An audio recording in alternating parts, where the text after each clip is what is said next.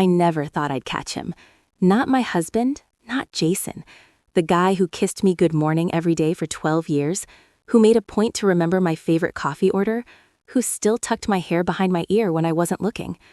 I always thought that kind of betrayal, real, cinematic betrayal, happened to other people, in other cities, to women who had maybe ignored the little warning signs or were too naive to notice. But there I was, sitting on the edge of our beige couch in the middle of a Thursday afternoon, staring at a pile of receipts that weren't meant for my eyes. I still can't wrap my head around the way it all unfolded so suddenly, so sharply, like a snap of cold glass across my life. It started because of nothing, really. Jason had been working late a lot lately, and I didn't think much of it at first. He runs his own small business, a digital marketing agency, and sometimes the hours get weird. He'd say he was meeting clients or catching up on deadlines, and I'd nod, smiling, because I trusted him. We've built a life together, a 3-bedroom house in a quiet Charlotte suburb, a black Labrador that thinks it's a lapdog, and a calendar full of kids' activities and neighborhood barbecues. Everything looked normal, perfect even. That's why the first receipt stuck out like a bruise. I was in the kitchen, unloading the dishwasher, when I noticed an envelope sticking out from the corner of the mail pile on the counter. It had his handwriting on it, the kind he's had since college, neat and looping, always a little fussy. I almost didn't open it, but curiosity killed me in the end, like it always does. Inside was a credit card receipt from a restaurant I'd never heard of, stamped with a date, Tuesday. A Tuesday when Jason swore he'd been stuck at a client meeting downtown. The name of the place was fancy, the kind of place we'd never go to. Dim lights, velvet booths, prices that made me choke on my own disbelief.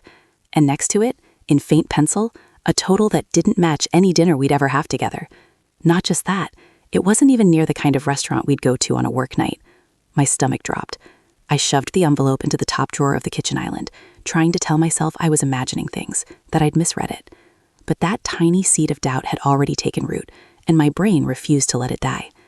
That night he came home, smelling like the usual mixture of expensive cologne and the faint hint of takeout from his late client dinner. I wanted to ask, wanted to confront him, but some part of me held back. I'd always been the practical one, the logical one. I told myself to wait, to gather more evidence, to not jump to conclusions. But lying there in bed, listening to his steady breathing, I couldn't stop scanning every little detail, the way his shirt smelled, the way his phone lit up constantly, the way he kept checking his email even when he claimed to be winding down. It felt like I'd been asleep at the wheel of my own life. All this time, I thought I knew him. I didn't even know the city he lived in after dark, apparently. Over the next few days, I started to notice patterns, small things that had never registered before. How he always got texts at odd hours and would duck into the bathroom to answer them. How he suddenly started leaving his laptop open at the kitchen counter when he used to carry it to the bedroom. How he was suddenly protective of his phone, like it was made of glass. I began quietly following routines I used to take for granted, like checking the mail and receipts, looking through the bank app for suspicious charges, paying attention to the little habits that could betray a hidden life. My hands would shake when I logged in, even though I told myself I was just being paranoid. And then I found it. The apartment lease in another part of town, tucked inside a folder with some work paperwork he'd left on the desk. My hands froze on the paper, and my chest went tight. Charlotte isn't a huge city, but it's big enough for a secret life to exist unnoticed. The lease was under a slightly different version of his name, Jason M. Allen, and the apartment was in a neighborhood he never mentioned, across town, 2 freeways and a 20-minute drive away. I read the lease twice, then a third time, each read pounding like a drum in my head. 2 bedrooms, rent paid in full, utilities in his name. And it was recent. The lease had been signed 6 months ago. 6 months he'd been living a double life in the city I thought we ruled together. I wanted to throw up. I wanted to throw the papers at the wall. I wanted to scream so loud that the neighbors called the cops. Instead, I just sat there, trembling, staring at the evidence, trying to force my mind to reason its way out of the obvious truth. The receipts piled up after that, each one more damning than the last. Florists I'd never heard of, boutique stores he claimed were for work, hotel nights across the city, expensive dinners for 2, always on nights he said he was working late. I had to stop myself from calling him, from confronting him on the spot. I needed to feel every shred of disbelief, every gut-punching hit of betrayal. It felt cinematic, the kind of plot you watch in a movie and shake your head at, thinking, that's ridiculous. But it wasn't ridiculous. It was real. And the person behind it was my husband, the man who promised me forever, the man I trusted more than anyone else on the planet. I started noticing other details I hadn't before. His cologne on his clothes didn't match the one he wore when he came home. Little lipstick stains on collars, faint and easy to miss if you weren't looking for them. Names in his phone that weren't ours, saved under obscure nicknames, like PM or Lunch Buddy. Places he claimed he went for work were suddenly appearing in receipts and check-ins I found online. I felt like I was unraveling a puzzle that didn't want to be solved, a maze he'd built right under my nose. And every time I looked at him, sitting in the living room scrolling through his phone, laughing at a video, brushing his hand through his hair, I hated him and loved him at the same time. I hated him for what he was doing, but I loved him so completely that I couldn't imagine a life without him. That, I think, is what made it all unbearable. The love I still felt for him was like a weight pressing me into the carpet, keeping me immobilized while my heart shredded. Then came the day I decided I couldn't ignore it anymore. I followed him. I left the house under the guise of running errands and trailed him across town. I watched him pull into a nondescript apartment complex. He waved at the security camera like it was routine, like he belonged there. My stomach churned, my hands gripping the steering wheel until my knuckles were white. I sat across the street for over an hour, watching the front door open and close, seeing him disappear behind it. Cars came and went, but he stayed. That was enough. That was confirmation. The receipts, the lease, the flowers, the dinners, all of it added up to one undeniable truth. He had a whole other life, and I wasn't part of it. I felt sick, but also a strange clarity. The fog had lifted. I knew exactly what was going on. And yet somehow it didn't make the hurt any lighter. I went home that night and didn't say a word. He walked in, grinning like nothing was different, talking about his day, telling me about a client pitch that had gone phenomenally. I nodded, kept my voice steady, but inside I was screaming. I wanted him to confess. I wanted him to crumble. I wanted him to beg for forgiveness, to explain, to give me a reason that would make sense. But he didn't.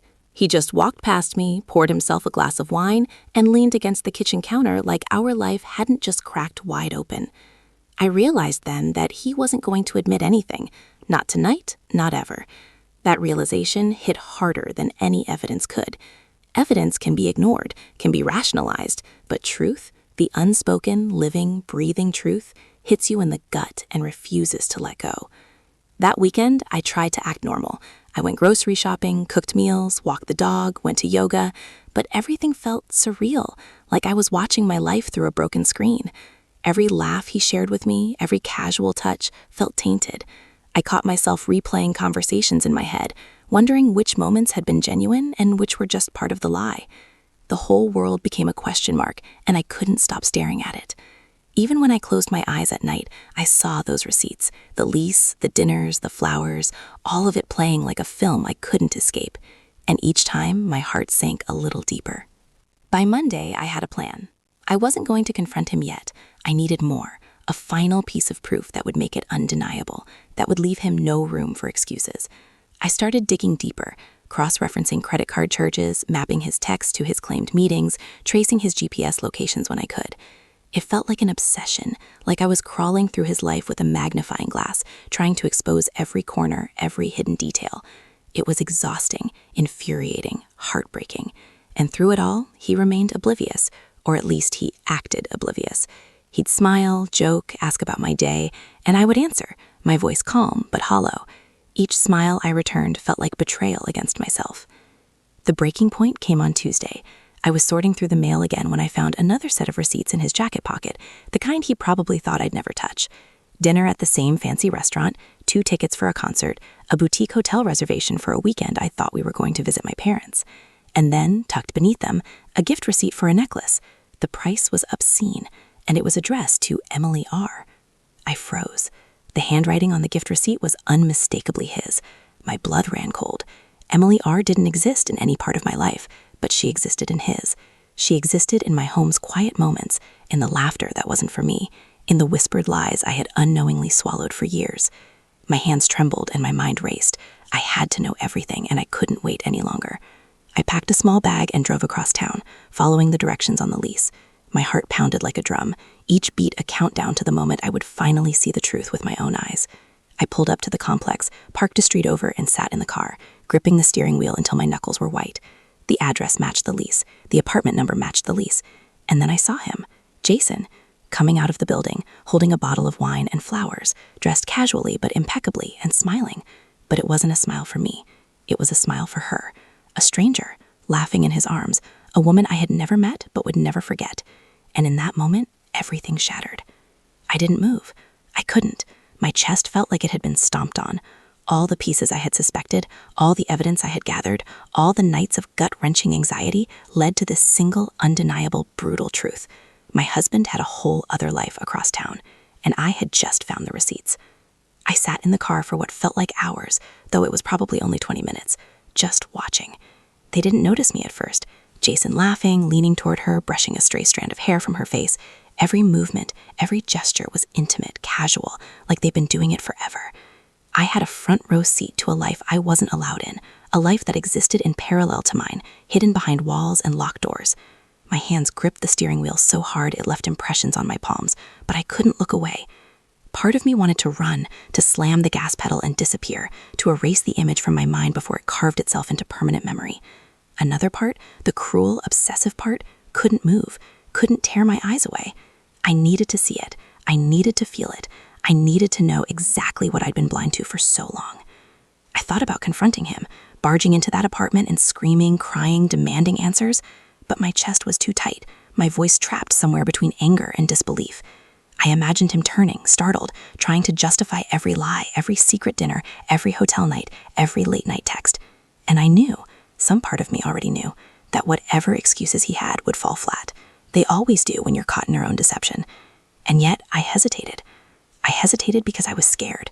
Scared of the truth, scared of what I'd do once I had it, scared of letting go, scared of staying. The human heart is a fool. I wanted him destroyed, yet I wanted him still. By the time they walked back inside together, my mind was spinning. I sat in that car until night fell, until the streetlights flickered on, until I convinced myself I needed air. I drove back home in silence, gripping the wheel, heart pounding so hard I thought it might burst through my chest. When I walked through the front door, everything smelled like normal. Dinner simmering on the stove, our dog sleeping by the couch, the hum of the air conditioner. Jason was sitting on the couch, scrolling through his phone. He looked up, smiled, and asked about my day. I wanted to throw the evidence in his face. I wanted to scream. I wanted to collapse. Instead, I said, "Fine. Work was busy." My voice is flat, dead. It was the closest I could come to screaming without actually opening my mouth. The next few days were torture. I started documenting everything, every receipt, every credit card charge, every suspicious text and call. I even went as far as GPS tracking on the few apps that allowed it, just to map his movements against the lies he told. The more I found, the more I realized how deep it ran. It wasn't just dinners or occasional meetings. It was a whole life. Restaurants, hotels, spas, boutique stores, tickets to concerts and shows. He had routines. He had plans. And every plan, every appointment, every small purchase was carefully concealed, meticulously hidden from me. The realization was suffocating. I had married someone who could compartmentalize a life so completely, so convincingly, that I didn't even see the signs until the receipts and the lease forced my eyes open. And in the back of my mind, the cruelest thought of all whispered, had I ever truly known him? It didn't help that he remained oblivious, or so he acted. He came home, kissed me on the cheek, poured a glass of wine, asked about my day. It was the same routine we'd had for years, but every gesture, every word, felt like a slap. I couldn't reconcile the man I saw in our house with the man I just followed across town. I started to notice the little things I'd never thought about before. How he chews his food when he thinks no one's watching. How he laughs at jokes I don't get. How he touches his face when he's nervous. Everything became a clue, and yet the bigger picture, the betrayal, the second life, loomed like a storm cloud over every interaction. I began to feel like a stranger in my own home, living alongside a man I didn't know. I tried talking to friends, careful not to spill too much. I'd say things like, "I think Jason's hiding something," and they'd nod, but I could see the skepticism in their eyes. He's charming, reliable, the kind of man everyone trusts. They couldn't imagine him doing this, because they didn't know the private darkness, the secret I now knew. It made me feel even lonelier, isolated in a life I thought I shared with someone, now realizing it had been shared with shadows. The thing about betrayal is that it isn't just the act itself. It's the isolation, the gnawing sense that your world has been rearranged while you slept, and you are the last to notice. I was alone in a house full of memories, watching as someone I loved lived a parallel life that excluded me.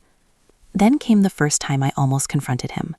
I had the lease, all the receipts, the GPS logs. I had everything I needed. I imagined standing in the kitchen, slamming the papers down in front of him, demanding answers. But when I looked at him, sitting there, so normal, so unsuspecting, a part of me froze.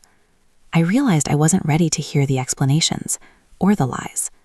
I wasn't ready to watch him shift into a defensive mode, to manipulate the situation, to make me question my own sanity. So I stayed silent. I swallowed the bile and smiled politely, pretending that everything was normal, pretending that my chest didn't feel like it was being crushed by the weight of his duplicity. The only thing I did differently was start sleeping in the guest room, feigning fatigue, crafting excuses about needing space to think. It was my small rebellion, my shield, my way of holding on to some sense of control. The secret apartment became an obsession. I started driving past it when I could, just to see who was coming and going. I took note of her car, the hours they left, the patterns of their rendezvous. Every observation was another piece of a puzzle, and yet it didn't satisfy the gnawing, hollow ache inside me.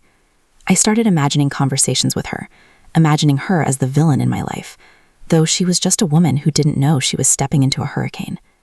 I hated her, and I hated him, and yet I couldn't shake the twisted fascination that made me want to see more, to know more, to catch them in moments I wasn't supposed to witness. It was addictive, and it was poison. One night, I found myself sitting in the car across the street from the apartment, late into the evening. It was raining lightly, and the streetlights cast reflections on the wet asphalt, making the world shimmer and blur. I thought about confronting him again, thought about marching up those stairs and demanding the truth. But the rain felt like a metaphor for everything I was feeling. Cold, relentless, blurring lines, washing away clarity but leaving the stain. I realized that confrontation wouldn't solve anything. It would just start a war I wasn't sure I could win or survive. So I stayed. I watched. And I hated myself for staying, hated him for lying, and hated the world for making betrayal feel so personal, so intimate, so unavoidable. The breaking point was subtle, not cinematic. It wasn't fireworks or shouting. It was the quiet accumulation of every lie, every secret, every stolen moment that had gone unnoticed until it couldn't be ignored anymore. I realized that I couldn't pretend. I couldn't laugh at his jokes, couldn't cook him dinners with a smile, couldn't act normal in a life that wasn't mine. The receipts, the lease, the flowers, the dinners, the late-night GPS logs, they weren't just evidence. They were shackles. And each day I stayed silent, each day I let him exist in my house with me without consequences, was another link in that chain. I felt trapped, and yet the fear of what would happen if I confronted him held me prisoner. Fear of loss, fear of chaos, fear of him manipulating the story, fear of the unknown. Betrayal is never simple, and mine was a labyrinth I couldn't escape. Then came the first time I finally spoke. Not with anger, not with accusation, but with a quiet, brittle voice that shook despite my attempt at control. I asked him, casually, innocuously, about a business dinner he'd been at across town. He laughed, waved it off, made a joke about corporate perks and free wine. I didn't let myself react. I swallowed the burning in my chest, nodded, and walked away. That night, lying awake in the guest room, I realized that even the smallest lies were unbearable when you knew the truth. Even casual dismissals, half-truths, fabrications meant to soothe or distract, cut through me like knives. I was witnessing him lie with the same ease he once used to comfort me. And the skill, the fluidity, the casual nature of it, it was infuriating. It made me understand something I hadn't before. He wasn't a man who slipped once. He was a man who built a world around himself, and I was outside it. I started thinking about revenge, not the cinematic kind with plans and payoff, but the quiet kind, the internal kind.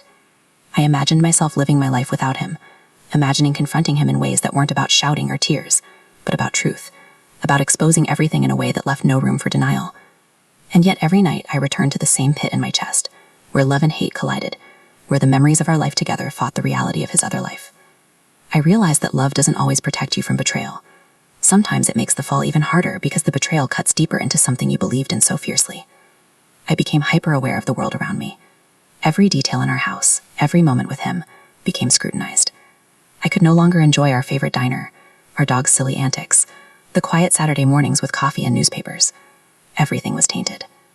I watched him like a scientist observing a dangerous experiment. I cataloged his words, his gestures, the timing of everything. The receipts weren't just paper. They were breadcrumbs through the forest of lies he had planted meticulously. And I was trapped inside, trying to map the maze without losing myself entirely.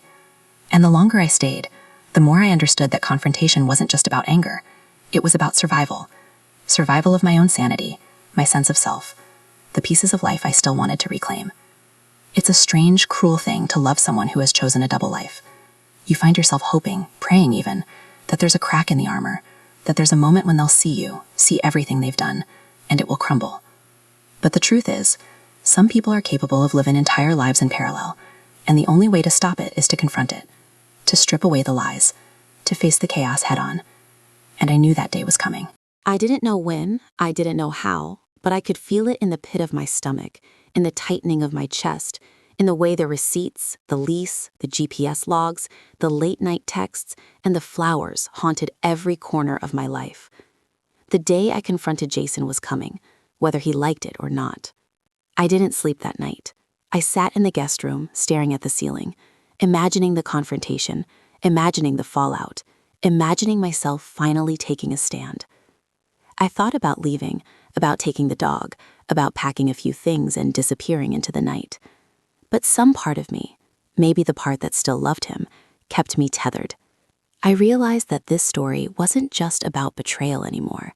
It was about me, about reclaiming agency, about understanding that love doesn't always come with loyalty, and that sometimes the person you thought you knew better than anyone is a stranger living across town. And I finally understood that I had a choice. I could continue to watch, to catalog, to suffer silently, or I could act. The receipts, the lease, the flowers, they had given me power, and I was terrified of what I would do with it. The next morning, I woke up before Jason. The guest room felt colder than usual, emptier, like the walls themselves were whispering the truth I'd been trying to ignore. I lay there, staring at the ceiling, thinking about the receipts, the lease, the apartment across town. I realized that my obsession with watching, with tracking, with cataloging, had morphed into something darker, a need to control the uncontrollable. I couldn't stop thinking about the life he had built without me, the laughter that wasn't mine to hear, the touch that wasn't meant for me. And as much as I hated him, as much as my chest ached and my stomach turned over with the betrayal, I knew something even more terrifying. I wasn't just angry. I was already complicit in this secret life by not acting sooner. By the time I stepped into the kitchen, Jason was already at the counter, humming under his breath, pouring himself coffee like nothing had changed. He looked so ordinary. The way he leaned back, sipping his mug, hair tousled, the sleeves of his shirt rolled up just the right way. It was infuriating how normal he could make this all seem. I wanted to scream, to throw the lease on the table, to rip the receipts from his hands, to demand an explanation that would shatter the calm he had built so effortlessly. But instead, I made coffee, my movements mechanical, my mind spinning with strategies and imagined confrontations. I had to see it for myself again. I couldn't let the first sighting, the single image of him with her, be the only proof I carried in my head. I needed to know everything, the patterns, the rituals, the cadence of his other life. That afternoon, I left the house under the guise of running errands again, my heart hammering with a mix of fear and anticipation. I drove to the apartment complex, parked across the street, and waited. Hours passed. People came and went, deliveries arrived, but he didn't. I considered leaving, telling myself that maybe I'd imagined it all, that perhaps it was just one encounter blown out of proportion by my fear and anxiety. And then, just as the sun began to tilt toward evening, I saw her. She came out of the building carrying a small shopping bag, dressed in a way that made her look effortless and confident, laughing at something on her phone. And then Jason appeared, bottle of wine in hand, flowers tucked under his arm, just as he had before. They didn't see me. They never would. But I could see, and that was enough to feel the knife twisting in my chest again. I started planning, not a plan for violence or screaming, but a meticulous, quiet plan. I was going to document everything, piece it all together, create a timeline, a story that couldn't be denied. I started taking notes, photographs of cars, snapshots of texts and emails I had intercepted. Every small detail became a thread in a web I was constructing. I felt like a detective in my own life, and yet it was painfully intimate. Every thread tied back to him, to the man I had loved, to the man who had been living a life right under my nose. The receipts, the lease, the dinners, the gifts, they weren't just paper. They were evidence of deception, of betrayal, of a life I was being excluded from intentionally. The tension in the house became unbearable. Every glance, every word between us carried weight. He would tell me about mundane things, grocery lists, a funny story from a client meeting, his plan to fix the backyard swing, and I would nod, my mind racing with counterplans, with timelines, with what I would say when the confrontation finally came. My dog sensed it too. She stayed closer to me, whining softly when Jason came near, nudging me for comfort, as if she knew the air had shifted, that something invisible had snapped in the household. Even the house seemed different. The walls seemed to hold the tension, the air thick with secrets, the furniture silent witnesses to a betrayal I couldn't yet vocalize. Then came the night I almost broke. I had a folder full of receipts, a timeline, photographs, GPS logs, all meticulously organized. I was in the kitchen, standing over the island, the folder in my hands, trembling, and Jason came home. He looked tired, his hair messy, but he smiled. And that smile, the one that used to make my heart melt, felt like a dagger. I wanted to throw the folder at him, to see the look on his face when the truth hit, to hear him stumble over lies, to see the control he had so carefully maintained crumble in seconds. But instead, I just stood there. My hands shook, my throat tightened. I couldn't speak. And when he kissed me on the cheek and asked about my day, I just nodded. Pretended. My own life, my own heart, felt like it belonged to someone else. After that night, I realized that hiding in plain sight wasn't enough. I needed more clarity, more control over my own life. I started tracking his patterns more aggressively, setting alarms to catch him in the act, cross-referencing receipts with GPS logs and phone activity. Every step, every lie, every hidden dinner became a piece of evidence I could rely on. I became consumed, and yet the obsession didn't feel like an unhealthy indulgence. It felt like survival, because every lie he told, every secret he kept, was an attack on my existence, on my understanding of our life together. And in that realization, the receipts weren't just paper, they were lifelines, connecting me to a reality I had been too blind to see. Then one afternoon, everything changed. I was at the office, pretending to focus on work, when my phone buzzed. A text from an unknown number, a picture of Jason walking with her, taken from across the street, the timestamp matching a receipt I had in my folder. The text didn't come with words, just the image. I felt a surge of panic, followed by clarity. Someone else knew. Someone else had seen. The knowledge that I wasn't alone in witnessing his secret life was oddly comforting, but it also terrified me. If someone else knew, what else did they know? And why hadn't Jason accounted for it? The fragile thread holding his double life together seemed thinner than ever. That night, I came home and found him sitting in the living room, scrolling his phone, oblivious to the storm brewing in me.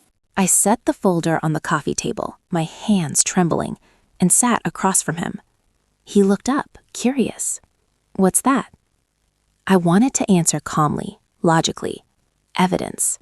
But my voice was raw, unsteady, and I couldn't force the words out. Instead, I watched him. Watched for the flicker of recognition, the micro-expression that would betray guilt. But he just smiled, leaned back and said, "Just cleaning up a bit?" As if nothing had changed. And in that moment, the depth of his deceit hit me again. Not because I doubted the truth, but because of the sheer audacity, the confidence with which he carried it out, the way he manipulated every space we shared, every moment we thought was ours. Sleep became impossible.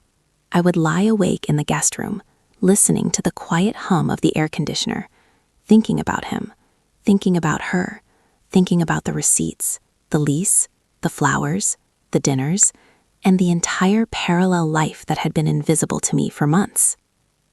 The obsession grew, twisting into a mix of fear and fascination. I had caught him, yes, but catching someone isn't the same as stopping them. And yet, the more I documented, the more I followed, the more I tracked, the more I realized the depth of my own endurance. I could endure the lying, the cheating, the betrayal. I could endure the heartbreak, but I needed something else, something final, something undeniable, proof that would stop the illusions, proof that would force him to face what he had built and what he had destroyed. I started planning the confrontation in my mind, rehearsing over and over again. Each scenario was more detailed than the last, standing in the kitchen with the folder open, confronting him with dates, locations, receipts, photographs, watching him stammer, watching the careful defenses crumble, watching him realize that this time I wasn't going to look away. And with each rehearsal, the anger inside me sharpened, coiling around my chest, my stomach, my head. It wasn't just about discovery anymore. It was about reclaiming my life, reclaiming the narrative he had tried to write without me. I wasn't sure if I wanted him to apologize. I wasn't sure I even wanted him to beg for forgiveness. I wanted recognition. I wanted acknowledgement. I wanted the truth laid bare in the stark light of reality. By the following week, I was ready. I had everything compiled, organized, irrefutable. I sat in the guest room, folder on my lap, staring at the door, listening for him to come home, my heart hammering in my chest like a drumline. The stakes were higher than they had ever been. He had no idea, and I intended to keep it that way until the moment arrived. The power, the clarity, the readiness, it was intoxicating, terrifying, and liberating all at once. And when he walked through the door, carrying groceries and humming, I knew that nothing could ever feel normal again. Not after this. Not ever. The moment came suddenly, like the air in the house had thickened until it couldn't hold any more tension. Jason walked in carrying groceries, his usual calm smile plastered across his face, completely unaware that his life had been cataloged, tracked, and exposed piece by piece in a folder sitting on the guest room bed. I was sitting there, heart hammering, palms sweaty, breathing unevenly, the folder open in front of me like a weapon I wasn't yet ready to fire. I didn't say anything at first. I just stared. He noticed eventually, the way my eyes didn't follow him, the tightness in my jaw. He set the groceries down and tilted his head. "What's wrong?" he asked casually, brushing a lock of hair from his forehead. There was no suspicion in his voice, just his usual charm, the kind that used to make me melt. I wanted to hate it. I wanted to scream. I wanted to hit him. Instead, I breathed and motioned toward the folder. "We need to talk," I said, my voice barely steady. He froze. For a fraction of a second, the mask slipped. That one micro-expression, a twitch in his eye, a tightening of his jaw, was enough. He looked at me like a man seeing something he didn't expect. Not the evidence itself, but the fact that I knew, that I had known for weeks, that I had cataloged everything. And for a second, just a second, I imagined him breaking down, imagining apologies spilling out, desperate and raw. But that didn't happen. Instead, he took a cautious step toward the bed, smiling a little, the smile that used to disarm me, and said, "What is this?" His voice was controlled, almost theatrical, as if we were performing for some unseen audience. I took a deep breath and started. I laid out the receipts, the hotel reservations, the GPS logs, the restaurant bills, the gift receipts for Emily R., everything. Each piece of paper hit the bed with a weight that felt heavier than I imagined, like I was physically throwing his lies back at him. I could see the way his eyes darted across the folder, scanning quickly, trying to anticipate my next move, trying to measure the danger in my calm, measured tone. I wasn't shaking, at least not visibly. Inside my chest was a storm, a mixture of anger, hurt, and the residual love I hadn't yet discarded. "This isn't just a dinner here or a work meeting there," I said. "This is a life, Jason, a whole other life across town, and I've been sitting here, watching, cataloging it, piece by piece, because I had to know if it was real, and now you can't deny it." I watched him closely. His hands twitched slightly, the corners of his mouth tightened, but he didn't speak, not yet. I had waited for weeks for this moment, waited for him to be caught in the quiet of a home that had been betrayed, and now that it was here, I realized I'd underestimated how powerless I'd feel watching him process it. He leaned back against the counter, silent for a long moment, and then his eyes met mine. He started, and then stopped. His pause was a punch to my gut, because I knew exactly what it meant. He had rehearsed everything, expected denial, expected me to miss something, expected control, but I had stripped all of it away. He repeated finally, voice lower, tighter. "I didn't want you to find out this way." It wasn't an apology, not really. It was a half confession, a shrug disguised as remorse, and that was all he had to offer. I felt a wave of nausea. My fingers clenched the folder like it could anchor me, like the evidence could hold the chaos at bay. I wanted to scream, to cry, to throw it across the room and watch him pick up the pieces of his own lies. I wanted to hit him, not physically, but with words sharp enough to carve the truth into a skin. And yet somehow, I also felt something like relief. The truth was out. I had it. He had no more secrets in the corners of our home, no more hidden addresses, no more carefully timed lies. The facade had crumbled, and while the aftermath was terrifying, it was also mine to hold. We talked for hours that night, or at least I talked. I asked him questions he deflected, questions he half-answered, questions that exposed even more lies. I didn't give him a chance to speak freely, to shape the narrative, because I didn't trust him to do it honestly. Each answer he gave was a confirmation, each hesitation a mirror to the deception he'd lived in. I had been so immersed in gathering evidence, so obsessed with catching him, that I hadn't thought about the confrontation itself, how raw, how human, how destructive it would feel. But I learned fast.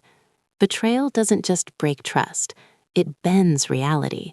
It forces you to question everything, every memory, every word, every touch. And sitting there with him, I understood that fully. He tried to justify some of it.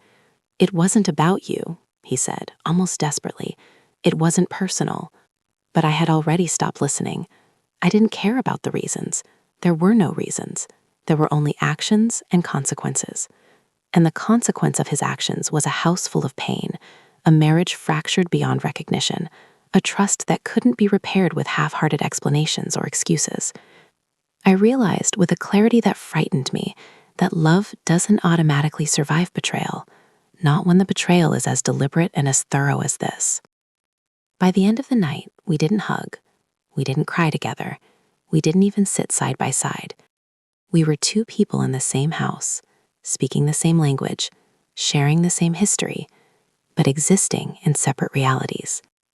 I felt hollow and powerful at the same time. I had done what I needed to do. I had seen, I had cataloged, I had confronted. And yet, the knowledge didn't erase the ache in my chest. It didn't erase the nights of paranoia, the hours spent in my car across town, the trembling hands sifting through evidence. It didn't make his betrayal any smaller. It just made it visible, real, concrete, irrefutable. The following days were surreal. Jason tried to act normal, tried to pretend as if the confrontation hadn't happened, but I wasn't fooled. Every step he took was measured, every glance careful. I had seen him. I had cataloged him. I had forced him into a corner he hadn't anticipated, and he knew it. I could feel it in the way he carried himself around the house, the way he lingered in doorways, the way his casual jokes faltered before landing. And every time I looked at him, I saw not just my husband, but the man who had lived a secret life, the man who had betrayed me so completely. I started reclaiming small pieces of myself. I spent nights in the living room, alone, listening to music that had nothing to do with him, watching shows I liked without sharing them, reading books that interested me. I went out for coffee alone, walked the dog alone, drove around the city without him, feeling the freedom and the sting at the same time. Each small act of independence was a reminder that my life didn't belong to him, that his secret world didn't define me. I realized that for the first time in months, I could breathe. Slowly, cautiously, I began to reclaim what he had tried to erase: my certainty, my agency, my sanity. Eventually, he stopped trying to explain, stopped trying to charm, stopped trying to normalize the chaos he had created. He left his phone lying around, texts and calls visible, the apartment lease forgotten in some unconscious corner. I no longer needed to follow him across town to confirm what I already knew. The receipts were proof, the lease was proof, his actions had been proof. I had turned obsession into clarity, betrayal into evidence, and pain into resolve. And while the love I had once felt for him hadn't vanished entirely, it had shifted, transformed into something sharper, something protective. I could love my life again, but on my terms, not his. The final night, I sat on our couch, the folder closed but not forgotten, Jason in the other room. I thought about all the moments we'd shared, the early mornings, the laughter, the quiet weekends, the shared dreams. And then I thought about all the lies, the dinners, the apartment, the texts, the gifts, the hidden smiles. I realized that life doesn't always give you closure, doesn't always allow for cinematic reckonings or cathartic confrontations. Sometimes it just hands you the truth, unadorned and unbearable, and asks you to decide what to do next. And I decided. I decided that my story wouldn't end in silent suffering or frantic obsession. I decided that it would continue with awareness, with control, with the knowledge that even in the wake of betrayal, I still have power over my own life. I haven't forgiven him. I haven't forgotten. But I have begun to breathe. I have begun to exist again in a house that for the first time feels like mine. The receipts, the lease, the secret dinners, they are ghosts now, reminders of what I survived, not what I carry anymore. And every time I see Jason, every time he smiles, every time he walks past me casually, I remember. But I am no longer trapped in the shadow of his lies. I am here, I am aware, and I am no longer waiting for a life that never existed.